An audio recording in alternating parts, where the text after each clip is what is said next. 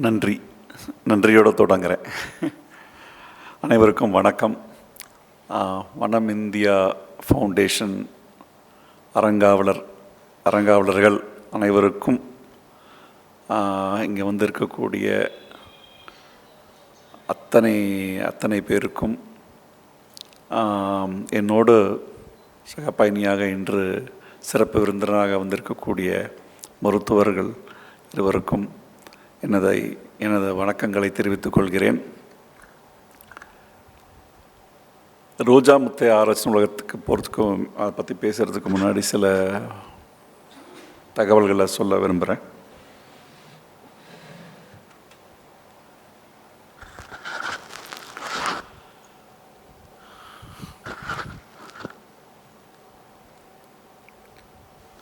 இல்லை, வேற ஒன்றும் இல்லைங்க. அறிவும் தமிழும் உயர்ந்து நிற்க வேண்டும் என்று. நன்றி. அதாவது வனம்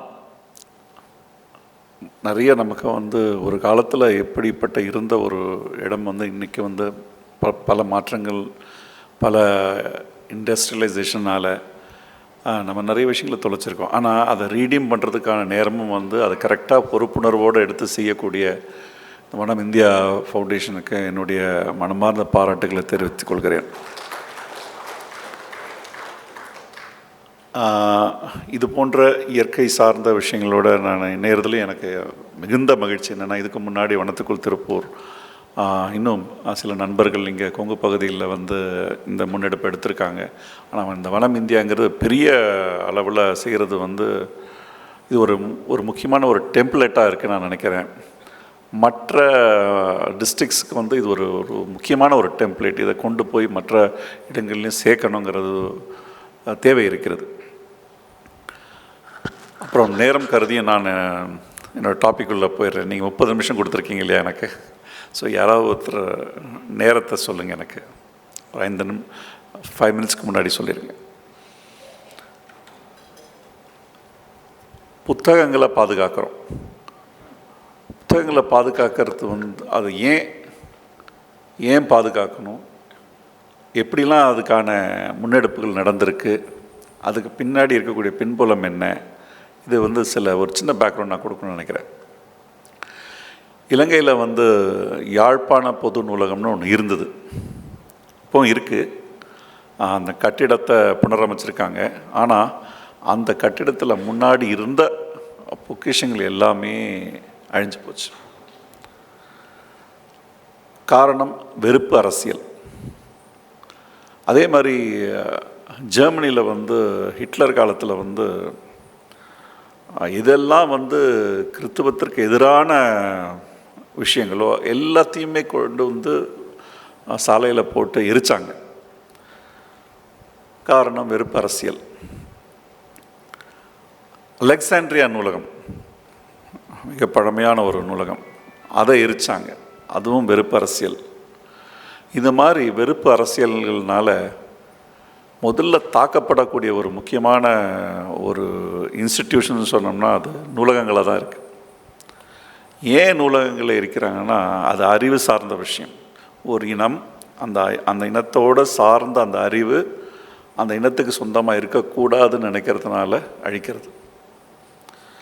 ஸோ தமிழை பொறுத்த வரைக்கும் யாழ்ப்பாண நூலகம் ரொம்ப முக்கியமான ஒரு நூலகமாக இருந்தது.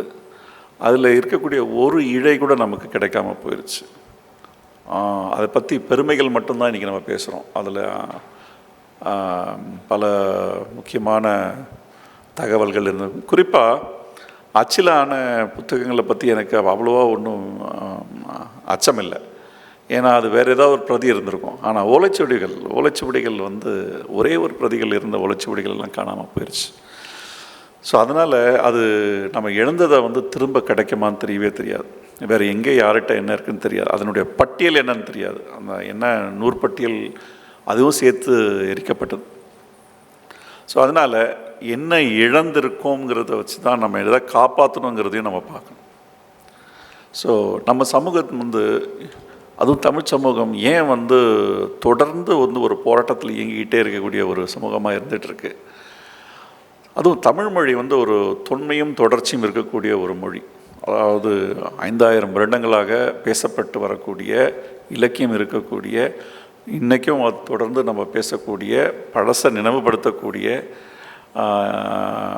இங்கிருந்து பல நாடுகளுக்கு சென்ற ஒரு மொழியாகவும் இந்த தமிழ் மொழி இருக்குது. இந்த தமிழ் மொழி வந்து இந்திய மொழிகள்லேயே தமிழ் மொழிக்கு ஒரு சிறப்பு என்னென்னா, சங்க இலக்கியம் போல வேறு ஒரு இலக்கியம் வந்து வேறு எந்த மொழியிலையுமே தோன்றலை.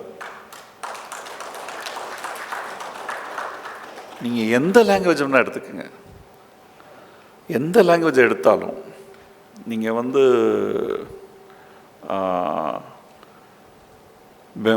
வங்காளம் எடுத்துக்கலாம், மராட்டி எடுத்துக்கலாம், ராஜஸ்தானி எடுத்துக்கலாம், எந்த லாங்குவேஜ் எடுத்தாலும் நீங்கள் வந்து அதுக்கு ஒரு காலகட்டம்லாம் வந்து 7ஆம் நூற்றாண்டுக்கு அப்புறமா தான் இலக்கியங்களே எழுதப்பட்டிருக்கு. மராட்டியத்தை தவிர அங்கே வந்து மராட்டி பிராகிருதம் வந்து 2ஆம் நூற்றாண்டுலேயே எழுதப்பட்டிருக்கு, சட்டசாயிங்கிற ஒரு நூல். எனக்கு தெரிஞ்சு தமிழுக்கு அடுத்தபடியாக வந்த ஒரு முக்கியமான மொழி அது. ஸோ தமிழில் வந்து சங்க இலக்கியங்கள் எங்கேயோ எடுத்துகிட்டு போகிறாங்க. நம்ம இன்றைக்கி டேட் பண்ணுறது வந்து 3ஆம் 4ஆம் நூற்றாண்டு வரையும் கொண்டு போகிறாங்க, கிறிஸ்தவத்துக்கு முன்னாடி. ஸோ அதுக்கும் இன்றைக்கி வந்து நம்ம கீழடி பல இடங்கள் அகழ்வார் செய்கிறதுனால நமக்கு இன்னும் நம்மளுடைய வரலாறு இன்னும் பின்னாடி தள்ள முடியுது. இரும்பின் தொன்மையை கண்டுபிடிச்சிருக்காங்க. ஸோ இந்த மாதிரி நமக்கு வந்து ஒரு தொன்மையும் தொடர்ச்சியும் இருக்கக்கூடிய முக்கியமான ஒரு இலக்கியமாக நமக்கு இலக்கியங்கள் கிடச்சிருக்கு. அந்த இலக்கியங்களை வந்து இடைக்காலத்தில் தொலைச்சிருக்கும். எத்தனை பேருக்கு சங்க இலக்கியம்னு ஒன்று இருந்ததுன்றது வந்து 18ஆம் நூற்றாண்டு வரைக்கும் தெரியவே தெரியாது. அப்போது அதை மீட்டு எடுத்திருக்காங்க. ஸோ அதற்கு வந்து யாரெல்லாம் அதை மீட்டெடுத்தாங்களோ அவங்களுக்கு வந்து நம்ம வந்து நினைவு கூர்ந்து அவங்களுக்கு வந்து நன்றியை சொல்லணும். இதனுடைய தொடர்ச்சியாக நீங்கள் வந்து உவே சாமிநாத ஐயர் வந்து ஒரு காலத்தில் வந்து ஒவ்வொரு ஊராக போய் நூல்களை தேடி கொண்டு வந்து ஒரு இடத்துல சேர்க்குறார். முக்கியமான முதல் பதிப்புகளை அவர் போடுறார். அதே மாதிரி தாமோதரம் பிள்ளை, இன்னும் பல பெரிய ஆளுமைகள் வந்து எடுத்து செஞ்சுருக்காங்க. குறிப்பாக சில ஆங்கிலேயர்கள் செஞ்சுருக்காங்க.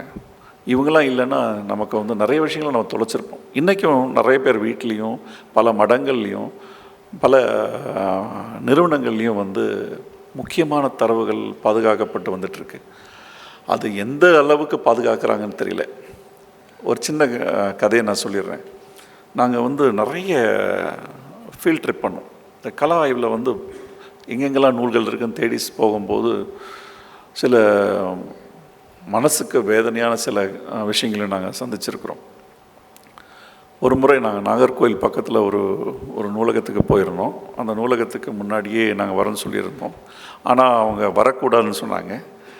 நாங்கள் ஏன்னு எல்லாம் கேட்கும்போது, இல்லை இது வந்து 20 வருஷமாக அந்த நூலகத்தை பூட்டி வச்சுருக்கோம், அதனால் நீங்கள் வந்து பிரயோஜனம் இல்லைன்னு சொன்னாங்க, திறக்க முடியாதுன்னு சொன்னாங்க. அப்புறமா எல்லா தரப்பினர்கிட்டையும் அந்த ஊரில் இருக்கவங்ககிட்டலாம் பேசி அந்த நூலகத்தை வந்து திறக்கிறதுக்கு ஏற்பாடு பண்ணி அது ஒரு ஊரே கூடிருச்சு. கூடி நாங்கள் எல்லோரும் போகும்போது அந்த நூலகத்தை வந்து திறந்தாங்க. நான் பேர் சொல்ல விரும்பலை, ஏன்னா ஊர் பேரையும் நான் சொல்லலை, அந்த நூலகத்து பேரையும் நான் சொல்லலை. அந்த நூலகத்தை திறக்கும்போது ரொம்ப அருமையான கபர்ட்ஸ் வச்சுருந்தாங்க. மரத்தில் செஞ்ச கபோர்ட்ஸ், கண்ணாடியெல்லாம் இருந்து நல்லா அந்த அட்டைகள் எல்லாம் நல்லா தெரியுது. அந்த கண்ணாடி வழியாக நான் பார்க்குறோம், அட்டையெல்லாம் தெரியுது. அதில் ஒரு அட்டையில் சுதேசமித்திரன் எழுதியிருக்கு. எனக்கா ரொம்ப சந்தோஷம். என்னென்னா சுதேசமித்திரன் நாங்கள் தேடி ஊராக போயிருக்கிறோம், அது முழு தொகுப்பு எங்கேயுமே கிடைக்கல. இது லைனாக வரிசையாக அடுக்கி வச்சுருக்காங்க சுதேசமித்திரன். சரி, அது அந்த பூட்டை உடச்சி திறந்தாங்க. திறக்கும்போது மொத்தமாக அப்படியே சரிஞ்சு கீழே விழுந்தது. வெறும் அட்டை மட்டும்தான் இருந்தது. ஸோ 20 ஆண்டுகள் வந்து பூட்டி வைக்கப்பட்டிருந்தது இந்த கபர்ட்ஸில். அப்போ தான் நாங்கள் ஏன் இதை மாதிரி பூட்டி வச்சுருந்தீங்க, ஏன் இது மாதிரி நடந்ததுன்னு கேட்டால், ஜாதி பிரச்சனை. ஸோ ஜாதி பிரச்சனையினால் 2-3 ஜாதிகளுக்கு வந்து பிடிக்காத சில விஷயங்கள் நபர்கள் இருந்ததுனால இந்த நூலகத்தை வந்து இந்த ஜாதிக்காரங்க பயன்படுத்தக்கூடாது, அந்த ஜாதிக்காரங்க பயன்படுத்தக்கூடாதுங்கிற சில காரணங்கள்னால 20 ஆண்டுகள் அதை பூட்டி வச்சுருந்தாங்க. ஸோ யாருக்குமே இல்லாமல் போச்சு. ஸோ பாதுகாப்புங்கிறது ரொம்ப மோசமான ஒரு சூழ்நிலையில் இருந்த ஒரு காலகட்டம் இருந்தது தமிழ்நாட்டில். இப்போ அப்படி இல்லை. இப்போ நிறைய பேருக்கு விழிப்புணர்வு வந்திருக்கு. இப்போ அரசாங்கமே எடுத்து சில முக்கியமான பணிகளை செஞ்சிட்ருக்காங்க. தமிழ் வர்ச்சுவல் அகாடமிங்கிற ஒரு துறையில் வந்து அதை செஞ்சிட்ருக்காங்க. ரோஜாமுத்தி ஆராய்ச்சி நூலகம் தான் இந்த இடத்துல ரொம்ப முக்கியமான பணிகளை கிட்டத்தட்ட 31 ஆண்டுகளாக இந்த பணிகளை தொடர்ந்து செஞ்சு வந்துட்டுருக்கு. அதுக்கு முன்னாடி அமரர் ரோஜாமுத்தையான்னு ஒருத்தர், அவர் வந்து அவர் அமரர் ஆயிட்டார். 92 அவர் இறந்து போனார். காரைக்குடியை சேர்ந்தவர். அவர் வாழ்நாளில் வந்து ஒரு 50,000 நூல்களும் 50,000 மற்ற ஆவணங்களையும் அவர் சேகரித்து வச்சுருந்தார். தனி ஒரு மனுஷன். அவர் வந்து ஒரு வைஸ் சான்சலரோ கிடையாது, ஒரு தமிழ் ப்ரொஃபஸர் கிடையாது, வரலாற்று பேராசிரியர் கிடையாது. எழுத்து பலகை எழுதுபவர். அவருடைய பிஸ்னஸ் பேர் ரோஜா ஆர்ட்ஸ். அதனால தான் அவருக்கு ரோஜா முத்தையான்னு அவருக்கு பேர் வந்து வச்சுக்கிட்டார். முத்தையாங்கிறது ரொம்ப ஒரு காமனான பேர் அந்த ஊரில் இல்லையா? ஸோ ஒருத்தர் பேர் முல்லை முத்தையா, இவர் ரோஜா முத்தையா. ஸோ அந்த வகையில் தான் ரோஜா முத்தையாங்கிற பேர் அவருக்கு வருது. அவர் இறந்ததுக்கப்புறமா அந்த நூலகத்தை பயன்படுத்தின பல பேரில் ஒருத்தர் வந்து அம்பைங்கிற ஒரு எழுத்தாளர், அவங்க சிகாகோ போயிருந்தாங்க. ஒரு அட்வர்டைஸ்மெண்ட் அவங்க பார்க்குறாங்க, இந்த ஃபேமஸ் லைப்ரரி ஃபார் சேல், விற்பனைக்கு அப்படின்னு. அந்த அட்வர்டைஸ்மெண்ட்டை கொண்டு போய் சிகாகோவில் இருக்கக்கூடிய நூலகர்கள்கிட்ட கொடுத்து, அப்போ வந்து ஏகே ராமானுஜம் வந்து அங்கே தமிழ் வந்து பயிற்றுவிச்சிட்ருக்கிறார். ஏகே ராமானுஜன் ஒரு முக்கியமான ஆளுமை. தமிழ், கன்னடம், சமஸ்கிருதம், பல மொழிகள் தெரிந்த, தமிழ் பயிற்றுவித்த அங்கே இருக்கக்கூடியவங்களுக்கு ஒரு முக்கியமான ஆளுமை. அது மட்டும் இல்லாமல் சங்க இலக்கியத்தை ஆங்கிலத்தை மொழிபெயர்த்து அங்கே இருக்கவங்களுக்கு சங்க இலக்கியத்துக்கு ஒரு அறிமுகத்தை அவர் கொடுக்குறார். ஸோ அவங்க எல்லோரும் சேர்ந்து என்ன பண்ணுறாங்க, இந்த கட்டாயம் இந்த நூலகத்தை காப்பாற்றணும் அப்படின்னு சொல்லி அவங்க ஒரு உலகம் பூரா பணத்தை திரட்டினாங்க. பணத்தை திரட்டி அந்த ஃபேமிலிக்கு பணத்தை கொடுத்து அந்த நூல்களை வாங்கிடுறாங்க. வாங்கிட்டு சென்னையில் வந்து மொழி அறக்கட்டளை அப்படின்ற இருக்கக்கூடிய ஒரு அறக்கட்டளையை சேர்ந்து இது ஒரு ப்ராஜெக்டாக சென்னையில் கொண்டு வந்து வைக்கணும்னு முடிவெடுக்கிறாங்க. இதை வந்து அவங்க அமெரிக்கா கொண்டு போகணுன்னு நினைக்கல, இங்கேயே வச்சு இதை பாதுகாக்கணுங்க தான் நினச்சாங்க. ஸோ அப்படித்தான் நாங்கள் மொழி அறக்கட்டளை நாங்கள் உள்ளே வந்தோம். அதுக்கப்புறம் மொழி அறக்கட்டளை பின்னால் வந்து அவங்க விலகி நாங்கள் அங்கே இருந்தவங்க எல்லோரும் சேர்ந்து ஒரு அறக்கட்டளையை உருவாக்கணும். ரோஜாமுத்தை ஆராய்ச்சி நூலக அறக்கட்டளைனே உருவாக்கி, அவர் பேர்லேயே உருவாக்கி அதை நாங்கள் வந்து இந்த முன்னெடுப்புக்கு அதை மேலும் பல பணிகளை செஞ்சோம். சிகாகோ பல்கலைக்கழகம் வந்து ஆரம்ப காலத்துக்கு ஒரு 10 ஆண்டுகள் அவங்களுடைய இருந்தோம் இந்த ப்ராஜெக்டில் இருந்து. அதுக்கப்புறம் அவங்க விலகி போயிட்டாங்க. அவங்க பணம் கொடுத்து வாங்கினதை மொத்தமாக எங்களுக்கு வந்து கொடையாக கொடுத்துட்டு அவங்க விலகிட்டாங்க. அதுக்கப்புறம் நாங்கள் வந்து இந்த நூலகத்தை எக்ஸ்பேண்ட் பண்ண ஆரம்பித்தோம். அப்போ 1 லட்சம் இருந்த ஆவணங்கள் 1994 1 லட்சமாக இருந்தது. இன்றைக்கி 5 லட்சமாக இருக்குது. இந்த காணொலியில் நீங்கள் ஆர் பாலகிருஷ்ணன் அவர்கள் 4.5 லட்சத்தை பற்றி சொல்லியிருப்பார். அது 2 ஆண்டுகளுக்கு முன்னாடி எடுக்கப்பட்ட படம். ஸோ இந்த 2 ஆண்டுகளில் இவ்வளோ வந்துட்டுருக்கு. இன்றைக்கி ஃபிசிக்கலாக, அதாவது இன்றைக்கி நிறைய டிஜிட்டைசேஷன், மின்னணுவாக்கம் செய்யப்பட்டது நூல்களை, மின் நூலகங்கள் நிறைய இருக்குது. இருந்தாலும் ஃபிசிக்கலாக ஒரு இடத்துல புத்தகத்தை வந்து பார்க்கணுன்னா ஒரு ஆவண காப்பகத்தில் தான் போய் பார்க்கணும். ஆனால் ஆவண காப்பகங்கள் அப்படி எங்கே இருக்குது? தமிழில் அச்சான நூல்கள் மொத்தம் எத்தனை அப்படின்னு நம்ம கணக்கு போடணுன்னா யாராலையும் அதுக்கு பதில் சொல்ல முடியாது. ஏன்னா யார்கிட்டையுமே அப்படி ஒரு பட்டியல் இல்லை. ஆனால் அதிகமான நூல்கள் ரோஜாமுத்தை ஆராய்ச்சி நூலகத்தில் இருக்குங்கிறத எங்களால் உறுதியாக சொல்ல முடியும். அதனால தான் பாலகிருஷ்ணன் சொல்வார், அதில் ஜேம்ஸ் நைன் ஒருத்தர் சொல்வார், this is the largest Tamil collection anywhere in the world அப்படின்னு சொல்லுவார். அப்போ எனிவேர் இன் த வேர்ல்டுனா வேறு எங்கெல்லாம் இருக்குது அப்படிங்கிற கேள்வி இருக்குது. பிரிட்டிஷ் நூலகத்தில் லண்டனில் இருக்குது, கேம்பிரிட்ஜில் இருக்குது, ஆக்ஸ்ஃபோர்டில் இருக்குது. அமெரிக்காவில் கிட்டத்தட்ட ஒரு 13-14 பல்கலைக்கழகங்களில் தமிழ் ஆவணங்களை பார்க்கலாம். ஆஸ்திரேலியாவில் இருக்குது, ஜப்பானில் இருக்குது. ஸோ எல்லா இடங்கள்லையும் தமிழ் ஆவணங்கள் இருக்குது.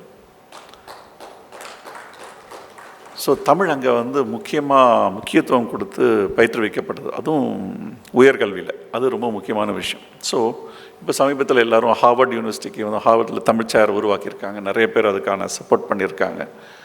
அது தேவையான விஷயந்தான். ஸோ ஹார்வர்டில் சேர் உருவாக்கின மாதிரி டொரண்டோ மற்ற இடங்கள்லையும் உருவாக்கிட்டு வராங்க, தொடர்ந்து உருவாக்கிட்டு வராங்க. இது எல்லாமே செய்ய வேண்டியது தான். ஆனால் இந்தியாவிலையும் அந்த மாதிரி பணிகளை நம்ம முன்னெடுக்கணும். என்னென்னா, இந்த பாதுகாப்பு பணிங்கிறது சாதாரண பணி இல்லை. அதில் நீங்கள் ஒருத்தர் வந்து ஒரு பேப்பரை வந்து அதில் ரிப்பேர் பண்ணுறதெல்லாம் பார்த்துருப்பீங்க. அது ஒரு சின்ன துணுக்கு தான் நீங்கள் பார்த்தது. ஒவ்வொரு நூலையும் எப்படி பாதுகாக்கப்படுகிறது, பாதுகாக்கிறோங்கிறத நீங்கள் நேரில் வந்து பார்க்கணும். அதுக்கான டூரை நாங்கள் கொடுப்போம். ஏன்னா ஒரு நூலுக்கு வந்து முதல்ல எடுத்து எப்படி சுத்தம் பண்ணுறாங்க, எப்படி அதில் இருக்க அமிலத்தன்மையை நீக்கிறாங்க, அதுக்கப்புறம் அதுக்கான மேலே என்ன தாளை ஒட்டுறாங்க, வலு சேர்க்குறாங்க, இது எல்லாத்தையுமே நீங்கள் பார்க்க முடியும். இந்த மாதிரி ஆன பணிகள் வந்து இந்தியாவில் 2-3 இடத்துல தான் நடக்குது. தமிழ்நாட்டில் இது ஒன்று தான். ஸோ இத்தனை ஆவணங்களை நம்ம பாதுகாத்துட்ருக்கோம். என்ன மாதிரி ஆவணங்களை பாதுகாக்கிறோங்கிறத நான் உங்களுக்கு இப்போ காட்டுறேன். நான் ஸோ தமிழ் தொன்மையும் தொடர்ச்சியை பற்றி சொன்னேன். தமிழ் வந்து உங்களுக்கு எப்படி வந்து இன்ஸ்கிரிப்ஷன்ஸ், அதாவது பாறையில் வந்து எழுதப்பட்டதுலேருந்து ஓலைச்சுவடிக்கு மாறி ஓலைச்சுவடியிலேருந்து பிரிண்ட்டுக்கு வரும்போது, பிரிண்ட்லேருந்து இன்றைக்கி கணினிமயமாக்கப்பட்டு இன்றைக்கி இன்டர்நெட்டில் உலகம் பூரா பார்க்கக்கூடிய ஒரு தொடர்ச்சியை வந்து நிறைய லாங்குவேஜ் கிடையவே கிடையாது. இந்த மாதிரி எல்லா மீடியம்லேயும் வந்த ஒரு லாங்குவேஜ் வந்து தமிழ் லாங்குவேஜ் தான்.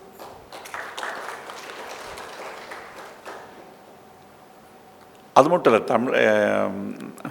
சில பேருக்கு இங்கே தெரிஞ்சிருக்கலாம், இந்திய மொழிகள்லேயே முதல்ல அச்சான மொழி வந்து அச்சில் வந்த மொழி தமிழ் மொழி தான்.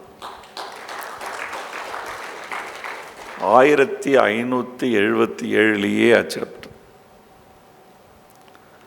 முதல்ல கோவாவில் அச்சிடுறாங்க. அதுக்கப்புறமா அந்த மலபார் கோஸ்ட் முழுக்க அச்சில், அதாவது மேங்களூர், கொல்லம், கொச்சின், இந்த மாதிரி இடங்கள்லாம் அச்சிடுறாங்க. அதுக்கப்புறமா தரங்கம்பாடிக்கு வருது. தரங்கம்பாடியில் தான் 1713 வந்து முதல் அச்சு புத்தகம் வருது. தமிழ்நாட்டில் முதல் அச்சு நூல் தரங்கம்பாடியிலிருந்து தான் இந்தியாவில் இருக்கக்கூடிய மற்ற இடங்களுக்கு பரவுது அச்சு பண்பாடு. கல்கட்டா கிடையாது. நிறைய பேர் தவறாக நினச்சிட்ருக்காங்க. கல்கட்டா தான் எல்லாத்துக்குமே ஒரு முக்கியமான இடமா நினச்சிட்ருக்காங்க. ஆக்சுவலாக இங்கேருந்து தான், தமிழ்நாட்டிலேருந்து தான் போகுது.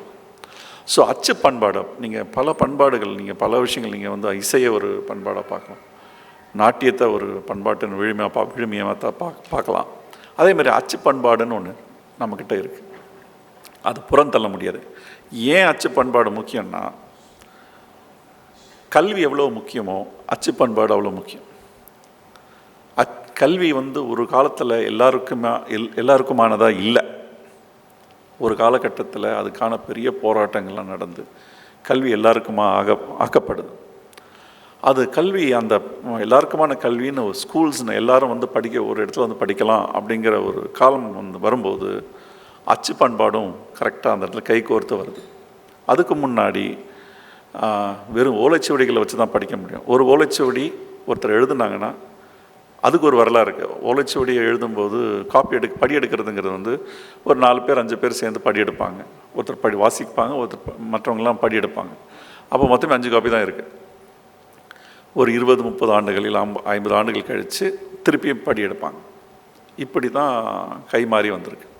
ஆனால் அச்சு பண்பாட்டில் வந்து ரொம்ப முக்கியமானது என்னென்னா, ஒரே நேரத்தில் 2000 காப்பி பிரிண்ட் பண்ண முடியும். ஸோ அதிகமான மக்கள் படிக்க முடியும். ஸோ கல்வி பரவலாக்கமும் அச்சு பண்பாடும் கைகோர்த்து நம்மளுடைய ஒரு மாடர்னிட்டிக்கு வந்து ஒரு வழிவகுத்தது. இன்றைக்கி எப்படி கம்ப்யூட்டர் செய்தோ அந்த பணியை அன்னைக்கு 400 வருஷத்துக்கு முன்னாடி அச்சு பண்பாடு அந்த வேலை செஞ்சது. ஸோ இந்த அச்சு பண்பாட்டின் விழுமியங்களை, ஆவணங்களை ரோஜாமுத்தி ஆராய்ச்சி நூலகம் பாதுகாத்துட்டு வருது. ஸோ குயிக்காக அந்த ஒரு ப்ரெசன்டேஷனை காட்டிடுறேன். இது தமிழ் நாலேஜ் கேம்பஸ் நாங்கள் சொல்கிறோம். என்னென்னா, ரோஜாமுத்தையார் நூலகம் இன்றைக்கி 30 ஆண்டுகள் அதனுடைய எக்ஸ்பீரியன்ஸை ஒரு ரீபிராண்டிங் பண்ணுறோம். தமிழ் அறிவு வளாகம்ங்கிற பேரில். தமிழ் அறிவு வளாகத்துக்கு கீழே என்னெல்லாம் வருதுன்னு நம்ம பார்க்கலாம். ஏற்கனவே 5 லட்சம் ஆவணங்கள் நான் சொல்லியிருக்கேன். ரோஜாமுத்தையார் நூலகங்கிறது ஒரு முக்கியமான அங்கம். இதனுடைய கலெக்ஷன் எப்படி வளர்ந்துருக்குன்னு பாருங்கள். யார் யாரெல்லாம் கொடுத்துருக்காங்கன்னா, ரோஜாமுத்தையார் மட்டும் இல்லாமல் மு அருணாச்சலம், ஐராவத மகாதேவன், ஏகே ராமானுஜன், பல பேருடைய சேகரிப்புகள் இங்கே சேர்ந்துருக்கு. சமீபத்தில் சொல்லணுன்னா டிகேசி அவருடைய கலெக்ஷன் வந்திருக்கு, சுரதாவோட கலெக்ஷன் வந்திருக்கு, எஸ்வி ராஜதுரையோட கலெக்ஷன் வந்திருக்கு. ஸோ இது மாதிரி ரொம்ப முக்கியமான ஆட்களுடைய கலெக்ஷன்ஸ் எல்லாம் இங்கே சேர்ந்துருக்கு. முதல்ல நாங்கள் அதை பாதுகாக்கப்பட்டுறதுக்கு எப்படி என்ன முயற்சிகள் எடுத்தோம்னா, நுண்படங்கள் எடுத்தோம். ஃபஸ்ட்டு ஒரு 15 ஆண்டுகள் நுண்படங்கள் தான் எடுத்தோம். மைக்ரோஃபில்ம்னு சொல்லுவோம். அன்றைக்கி இருந்த டெக்னாலஜி அதுதான். அப்புறம் டிஜிட்டல் டெக்னாலஜி வரும்போது கீழே நீங்கள் பார்க்குறீங்க, அதை எப்படி ஆவணங்களை மின்னணுவாக்கம் செய்கிறதுங்கிறத அந்த மிஷின் அது. ஸோ டிஜிட்டைசேஷன் பண்ணுறது. அடுத்தது காகிதங்களை, பேப்பரை பாதுகாக்கிறது. ஒவ்வொரு காகிதத்துக்கு ஒரு 200 ஆண்டுகள் இருக்கும். அதுக்கப்புறம் அது சிதலமடைஞ்சு உடஞ்சி போயிடும். இன்னும் ஒரு 200 ஆண்டுகள் வர்றதுக்காக வேண்டி நாங்கள் அதை அமிலத்தன்மையை நீக்கி ஒவ்வொரு தாளுக்கும் இந்த மாதிரி வலு சேர்க்குறோம்.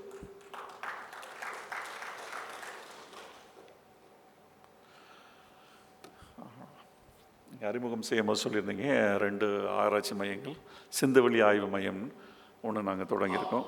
அமரர் ஐராவத மகாதேவன் அவருடைய அட்வைஸை கேட்டு நாங்கள் இந்த இதை தொடங்கினோம். சிந்துவெளி ஆய்வுகள் மிக முக்கியமான ஆய்வுகளாக இன்றைக்கி வளர்ந்துட்டு வருது.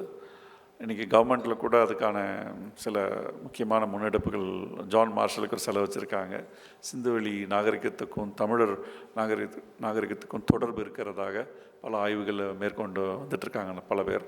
அதில் குறிப்பாக முன்னோடியில் இருந்து அந்த ஆய்வுகளை நம்ம நிறுவனத்தில் நடத்துகிறவர் ஆர் பாலகிருஷ்ணன் ஐஏஎஸ்ங்கிறவர். அவருடைய தலைமையில் தான் இந்த ஆய்வு மையம் நடக்குது. அவருடைய புத்தகம் நிறைய பேர் பார்த்துருப்பீங்க, ஜேர்னி ஆஃப் அ சிவிலைசேஷனுங்கிற நூல். அது அவருடைய 30 ஆண்டுகள் உழைப்பு. அது நம்ம நூலகத்தில் தான் அதை பப்ளிஷ் பண்ணோம். ஸோ அது தமிழ்லேயும் ஒரு பண்பாட்டின் பயணம்ங்கிற டிரான்ஸ்லேஷனும் அவைலபிளாக இருக்குது. அதே மாதிரி centre for study in public sphere, அதாவது புதுவியல் ஆய்வு மையம். சிந்துவெளி ஆய்வு மையத்தில் பழமையை ஆய்வு செய்கிறது, தொன்மையை ஆய்வு செய்கிறதுக்கான ஒரு மையம். இது மாடர்னிட்டி, நவீன காலத்தை தெரிஞ்சுக்கிறவங்களுக்கு. அதாவது நம்மளுடைய ஆளுமைகள் யார் யார், தமிழ்நாட்டை வளர்த்து எடுக்கிறதுக்காக யாரெல்லாம் என்னென்ன மாதிரி ஆளுமைகள் இருந்தாங்க, தொடர்ந்து வந்துட்டுருக்காங்க. வள்ளலாரில் தொடங்கி அதை மாடர்ன்னா அந்த பீரியட் தான் தொடங்குது. வள்ளலாருடைய கான்ட்ரிபியூஷன் என்ன, தாய்மானவரோட கான்ட்ரிபியூஷன் என்ன. ஸோ அங்கே தொடங்கி இன்றைக்கு வரைக்கும் யாரெல்லாம் ஆளுமைகள் வந்திருக்காங்களோ எல்லாருடைய இன்டலெக்சுவல் பேஸை நாங்கள் டாக்குமெண்ட் பண்ணுறோம்.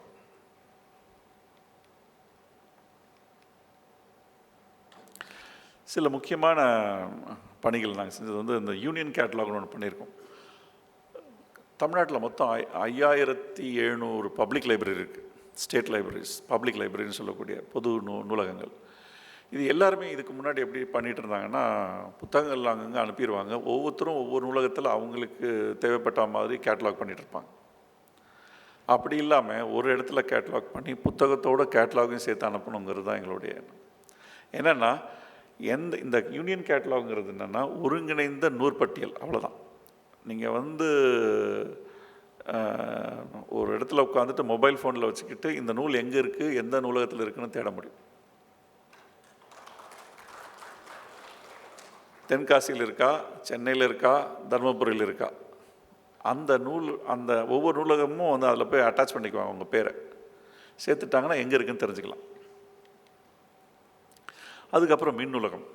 இப்போ எங்களுடைய மின் நூலகம் வந்து அவைலபிளாக இருக்குது. நீங்கள் என்னெல்லாம் நூல்கள் தேடிட்டு இருக்கீங்களோ, நீங்கள் இப்போ சித்த மருத்துவத்தை பற்றி பண்ணிட்டுருக்கீங்க, உங்களுக்கு சித்த நூல்களை என்னெல்லாம் இருக்குதுன்னு நீங்கள் அதை தெரிஞ்சுக்கலாம். எல்லாமே இங்கே டவுன்லோட் பண்ணிக்கலாம், ஃப்ரீ, யார் வேணால் எடுத்துக்கலாம். காப்பிரைட்டில் இல்லாதது எல்லாமே நாங்கள் ஆன்லைனில் போட்டுருவோம். அந்த மாதிரி டிஜிட்டல் ரெஸ்டோரேஷன் ஒன்று பண்ணியிருக்கோம். கணித மேதை ராமானுஜன் வந்து அவருடைய கையெழுத்து பிரதிகள் இருந்தது. டாடா நிறுவனம், Tata institute of fundamental research பாம்பேலேருந்து வந்து எங்கிட்ட கேட்டாங்க, அது மீட்டு உருவாக்கம் செய்யணும்னு சொல்லி அதை நாங்கள் உருவாக்கி கொடுத்துருக்கோம். ஃபாண்ட்ஸ், அதாவது எழுத்துருங்கிறது வந்து ரொம்ப முக்கியமாக இருக்குது. தமிழில் வந்து இன்றைக்கி வந்து யூனிகோட் வந்தாச்சு, இருந்தாலும் சரியான எழுத்துருக்கள் இல்லை. எழுத்துருக்கள் இல்லைன்னா எப்படி நீங்கள் வந்து ஒரு விஷயத்தை பப்ளிஷ் பண்ணுறீங்க? ஆனால் நிறைய பப்ளிஷிங் நடக்குது. அது எப்படி நடக்குதுன்னா, எந்த ஒரு ஃபாண்ட்டுமே ப்ராப்பராக சயின்டிஃபிக்காக பண்ணுறதில்ல.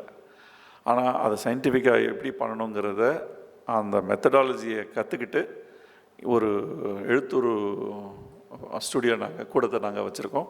அதில் அடுத்த மாதம் ஒரு முதல் ஃபாண்ட்டை நாங்கள் ரிலீஸ் பண்ண போகிறோம்.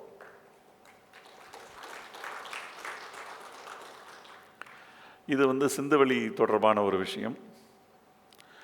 இதில் வந்து எத்தனையோ ஒரு 500க்கும் மேற்பட்ட நூல்கள் நான் சொல்லலாம்.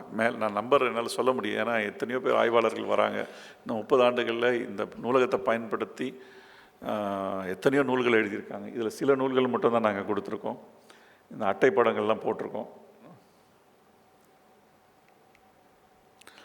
இப்போது நம்ம நூலகத்தில் என்னெல்லாம் இருக்குதுன்னு பார்க்கலாம். செவ்வியல் நூல்கள், அதாவது நீங்கள் இந்த கலித்தொகை பார்க்குறீங்க, அதுதான் அது. அப்புறமா அதாவது செவ்வியல் நூல்கள்னு வந்து ஒரு 48 டைட்டில்ஸ் வந்து கிளாஸிஃபை பண்ணி வச்சுருக்கிறாங்க. அது எல்லாமே இந்த நூலகத்தில் இருக்குது. ஃபஸ்ட் எடிஷன்ஸ் எல்லாமே இருக்கும். ஆறுமுக நாவலர் பதிப்பாக இருக்கும், உவேசாவுடைய பதிப்பாக அது இருக்கும். தமிழில் வந்த முதல் திருக்குறள், அச்சிடப்பட்ட திருக்குறள் 1812ஆம் ஆண்டு அச்சிடப்பட்டது. அந்த நூல் ஒரிஜினல் நம்மகிட்ட இருக்குது. உலகத்திலேயே 5 பிரதிகள் தான் இருக்குது. அதில் ஒரு பிரதி நம்மகிட்ட இருக்குது. அது மாதிரி நாட்டார் வழக்காருன்னு சொல்லுவாங்க. இது வந்து 20ஆம் நூற்றாண்டுடைய ஒரு முக்கியமான ஜான்டர். இது இதில் வந்து பீப்புள் பார்க், சிந்து, அந்த சிந்து இலக்கியம்னு சொல்லுவாங்க. இது வந்து இன்றைக்கி வழக்கு ஒழிந்து போச்சு. இந்த யாரும் பாடுறதில்லை எடுத்து. ஆனால் இது ஆவணமாக இன்றைக்கி இருக்குது. எடுத்து இப்போ இன்றைக்கி நம்ம நிகழ்ச்சி தொடங்குறதுக்கு முன்னாடி இசை சமைச்சிட்டு இருந்தாங்க. இவங்களாம் எடுத்து இதெல்லாம் பயன்படுத்திக்கலாம்.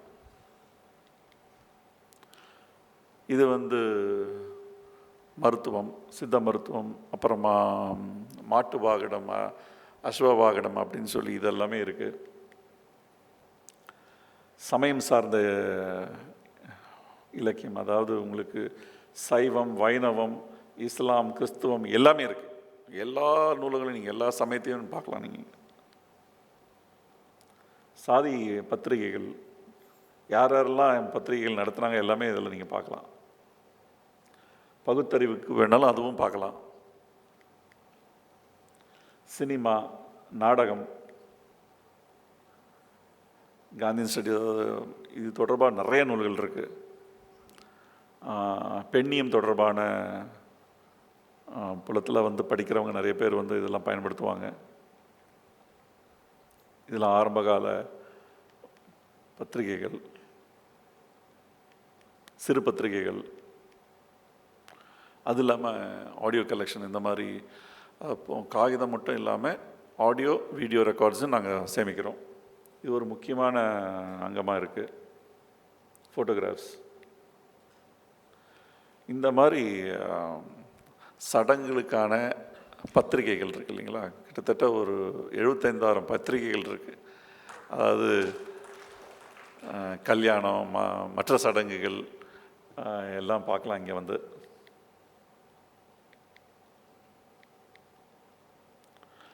பின்னாடி இப்போ ஃப்யூச்சரில் என்ன செய்ய போகிறோம், இது எல்லாத்தையும் ஒருங்கிணைச்சு தான் நாங்கள் தமிழ் அறிவு வளாகமாக கட்டி எழுப்புகிறோம். அதில் என்னெல்லாம் அங்கங்கள் இருக்குதுன்னு பார்க்குறீங்க. இது ஒரு வரைபடம், இப்படி தான் இருக்கும். ஸோ இது கட்டுறதுக்கான செலவு கிட்டத்தட்ட 40 கோடி, ஏற்கனவே அதை பார்த்தீங்க. ஸோ தமிழ் அறிவு வளாகம் எல்லாருடைய முயற்சியிலையும் கட்டி எழுப்பணும்னு நினைக்கிறோம். அரசு இடம் கொடுத்துருச்சு. கிட்டத்தட்ட ஒரு 120 கோடி ரூபாய்க்கு ஆன சமமான அந்த நிலத்தை கொடுத்துருக்காங்க. அது முக்கியமான இடத்துல கொடுத்துருக்காங்க. இந்த கட்டுறதுக்கான பணிகள் தான் அடுத்தது தொடங்கியிருக்கோம். நாங்கள் பல பேர் இந்தியாவில், வெளிநாடுகளில், இங்கே இருக்கக்கூடிய கார்ப்பரேட் ஹவுசஸ் எல்லாருக்கிட்டேயுமே நாங்கள் எங்களுடைய அப்பீலை வச்சுருக்கோம். தனிநபர்கள்ட்ட கேட்டுட்ருக்கோம். பல பேர் முன் வந்திருக்காங்க. நாங்கள் வெளிநாடு பயணம் சென்ற போது அங்கே ஹார்வர்டுக்கு பணத்தை ரைஸ் பண்ண மாதிரி ரைஸ் பண்ணலான்னு சொல்லியிருக்கிறாங்க. ஸோ அந்த வகையில் கிட்டத்தட்ட அங்கேருந்து ஒரு 10 கோடி வரும் நாங்கள் எதிர்பார்க்குறோம். ஆனால் இந்தியாவில் ரைஸ் பண்ணுறதுக்கு தான் நாங்கள் அந்த முன்னெடுப்பை எடுத்துகிட்ருக்கோம். அதுக்கு எல்லாருடைய ஆலோசனையும் தேவை, உதவி தேவை, உங்களுடைய தொடர்பு தேவை, உங்களுடைய நல்லெண்ணம் தேவை. அது இருக்கும் நான் நம்புகிறேன். நன்றி, வணக்கம்.